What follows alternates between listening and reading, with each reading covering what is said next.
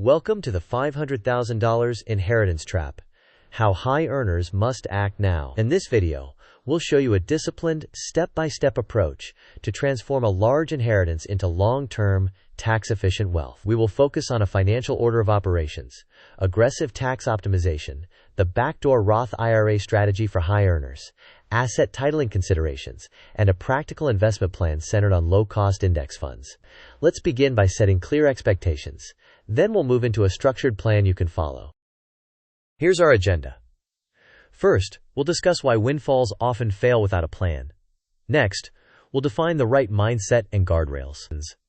Then, we'll cover tax optimization using 401k IRS, the Backdoor Roth IRA, and using high-yield savings to free up monthly cash flow. After that, we'll address the legal and relationship aspect of keeping inherited assets separate. We'll then outline a simple index fund strategy for long-term growth, followed by a practical 90-day checklist. Finally, we'll reinforce your learning with a quick quiz. Before we dive in, a quick disclaimer. This content is educational and not financial, legal, or tax advice. Your situation is unique, and you should consult qualified professionals who can tailor recommendations to your specific circumstances. With that out of the way, let's move forward to the big picture. The big picture is this.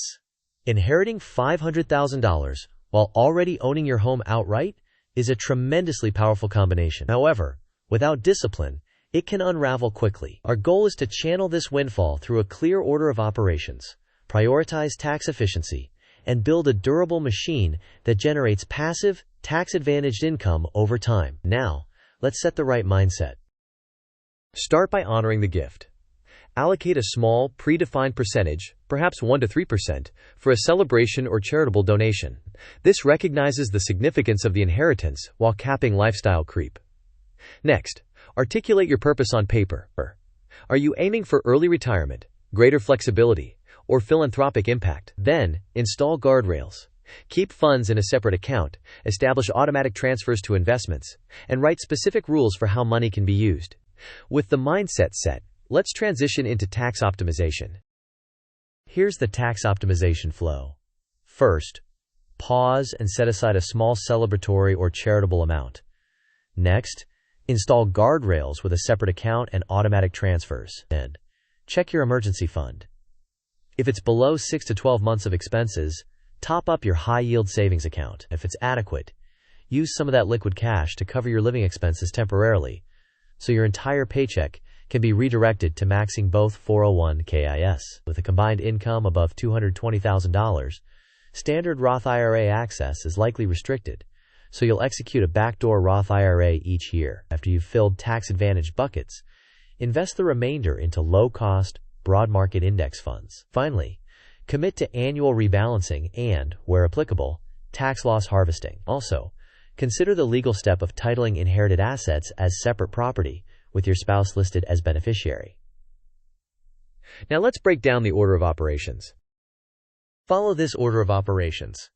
First, build or top up your emergency fund to cover 6 to 12 months of expenses in a high-yield savings account. Second, maximize both 401k through your paycheck and use the inheritance cash to cover living costs so that your current income is fully directed into the plans. Third, execute the Backdoor Roth IRA for each spouse annually, capturing tax-free growth capacity you would otherwise lose due to income limits. Fourth, allocate the remaining inheritance into low-cost, broad market index funds such as S&P 500 or total market trackers. Fifth, automate as much as possible contributions, rebalancing, and tax management to remove friction and emotion. Finally, review your estate plan, beneficiaries, and insurance coverage yearly to keep everything aligned. Next, we'll detail the Backdoor Roth IRA. Backdoor Roth IRAs matter because high earners are phased out of direct Roth contributions. This maneuver restores access to Roth's tax-free growth. The process is to contribute non-deductible dollars to a traditional IRA and then convert those funds to a Roth IRA. Be mindful of the pro rata rule, which can create unexpected taxes if you hold pre-tax IRA balances. Consider rolling pre-tax IRA assets into an employer 401k to clear the way. Execute this annually, ideally early in the year, and file Form 8606 to document the non-deductible basis. Remember, each spouse can complete their own backdoor Roth if eligible. Now let's visualize an allocation plan for the inheritance. This pie chart shows one disciplined way to allocate the $500,000.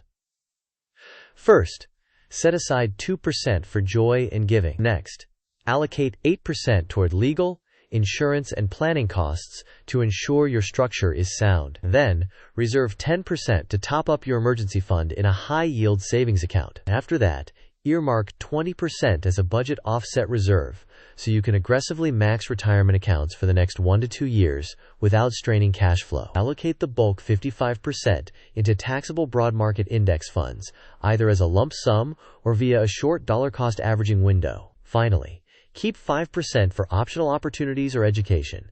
With allocations sketched, let's address legal titling choices. Here we compare separate property titling with joint ownership. Keeping assets titled solely in the recipient's name can preserve the inheritance as separate property, provide potential protection in divorce or creditor issues, and simplify the documentation of where the money came from. Typically, the spouse would be listed as the beneficiary to ensure care for the family. Conversely, joint ownership may foster a sense of shared access and can simplify day-to-day budgeting and joint goals. However, it can blur the line between inherited assets and marital property, complicating matters in the event of divorce. Have this conversation early, align on values, and document decisions with professional guidance. Now let's talk about the investment engine itself.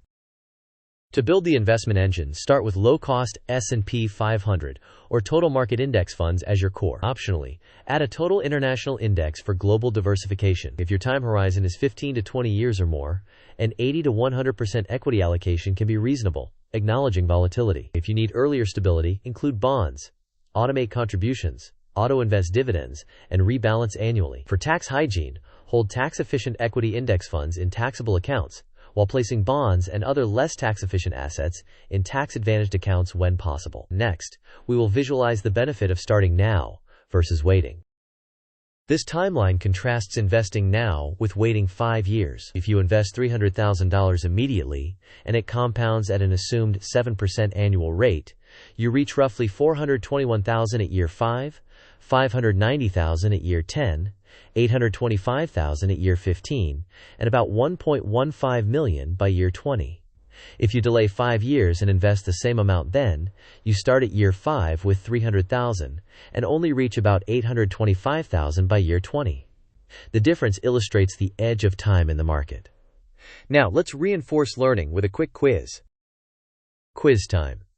With a combined income above $220,000, what is the best way to access Roth's tax-free growth each year? Option A, skip Roth entirely and only use taxable. Option B, use the Backdoor Roth IRA maneuver annually. Option C, put extra into a traditional IRA and leave it pre-tax. Option D, buy municipal bonds instead. You may pause the video now to think about the answer. We will discuss the answer in the next section of the video. The correct answer is B.